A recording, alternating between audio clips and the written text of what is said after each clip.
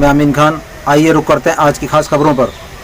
मध्य प्रदेश के खरगोन जिले के महेश्वर की रहने वाली एक नाबालिग के साथ कुछ दिन पूर्व बलात्कार की घटना सामने आई थी। दिल्ली के निर्भया कांड से भी ज्यादा विभत्स घटना ये हो गई है। बलात्कार पीड़िता नाबालिग लड़की से मिलने सुप्रीम कोर्ट के अधिवक्ता एहतेशाम हाशमी अस्पताल पहुंचे और मध्य प्रदेश सरकार पर गंभीर आरोप लगाते हुए कहा कि सरकार ने रेप पीड़िता को 50,000 पल्ला झाड़ लिया है, जबकि उसकी हालत में सुधार नहीं हो रहा है। इंदौर में बलात्कार पीड़िता से मिलने सुप्रीम कोर्ट के अधिवक्ता एहतेशाम हाशमी अरविंदो अस्पताल पहुंचे, जहां पीड़िता की हालत देखकर अधिवक्ता भावुक हो उठे और उन्होंने मध्य प्रदेश सरकार पर आरोप लगाते हुए कहा कि जहां बीजेपी सरकार कहती है बेटी बचाओ बेटी पढ़ाओ, उसी तरह एक बेटी के साथ अमानवीय तरीके से जो कृत्य किया गया है, जिसमें रेप के कारण बच्ची के भीतर के सभी अंग फट गए हैं। अंग फटने से शौच, बच्चेदानी और मूत्रमार्ग एक हो गया है। इसके लिए सरकार ने मात्र 50,000 रुपए देकर पल्ला झाड़ लिया है,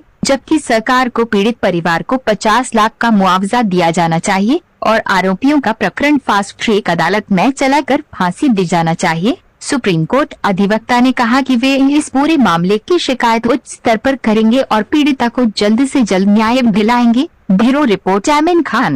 मैं अस्पताल में करीबन 20-22 दिन एडमिट किया और यहाँ पर अरविंदो अस्पताल में भी करीबन 20-25 दिन होने में आ गए।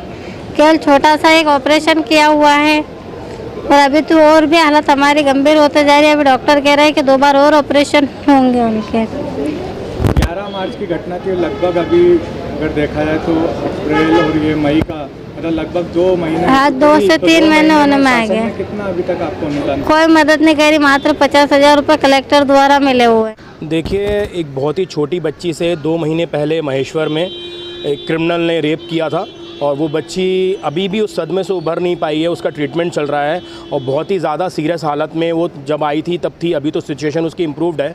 हम लोग यहाँ पे उनके परिवार से मिलने आए हैं। इनके परिवार ने बताया कि वहाँ पे उनका इलाज यहाँ फ्री हो रहा है, पर फ्री इलाज तक बात ख़त्म नहीं होती, क्योंकि इनके फादर जो हैं, बच्ची के फादर हैं, उनको वो अपना पूरा रोज़गार छोड़ के यहाँ पर रह रहे हैं और घर में बच्ची के इलाज के अलावा भी बहुत सारी चीज़ें हैं। तो मुझे ये लगता है कि एक सरकारी नौकरी इनको शिवराज सिंह चौहान जी के द्वारा दी जानी चाहिए थी।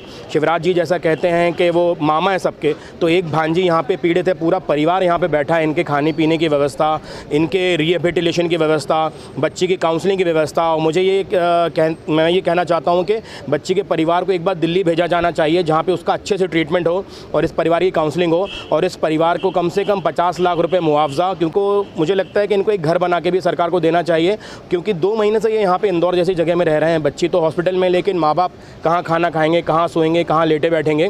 तो इस परिवार के बारे में भी सोचना है।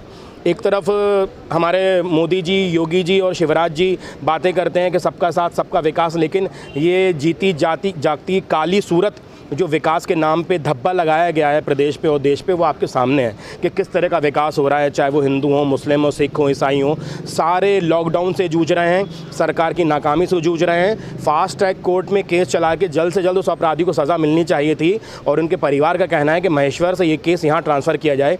और महेश्वर की जो डीएम और कलेक्टर के लिए भी इन्होंने जो बात कही है, वो भी मतलब सोचने वाली बात है कि कलेक्टर और डीएम इनसे कहते हैं कि तुम लोग को तो जो पैसा मिलेगा तुम लोग खा जाओगे। तो ये खा जाएंगे का मतलब क्या होता है? अब मैं भी कह सकता हूँ कि कई आईएएस और कई आईपीएस होते हैं जो सरकार का पैसा खा जाते हैं और लोगों से रिश्वत लेके खाते हैं, फिर उनको कैसा फील होगा। महेश्वर प्रशासन इनके साथ बिहेव कर रहा है, वो बहुत ही शर्मनाक है।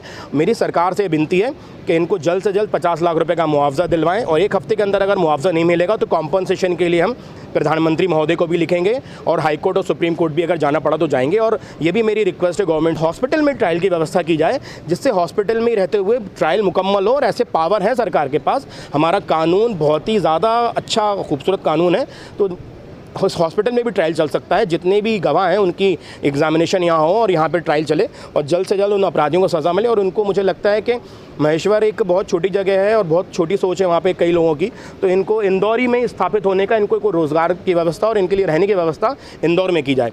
इन्होंने एक बहुत पॉजिटिव चीज़ जो बताई, क्योंकि हम जो है वो सच को सामने रखते हैं। इंदौर कलेक्टर मनीष सिंह जी का मतलब हम लोग भी बहुत एहसानमंद हैं कि उन्होंने इनको हेल्प प्रोवाइड करी और इस हॉस्पिटल में उनका फ्री में ट्रीटमेंट हो रहा है। ये हमारे चैनल पर बने रहने के लिए धन्यवाद। अब समय है छोटे से ब्रेक का, मिलते हैं ब्रेक के बाद।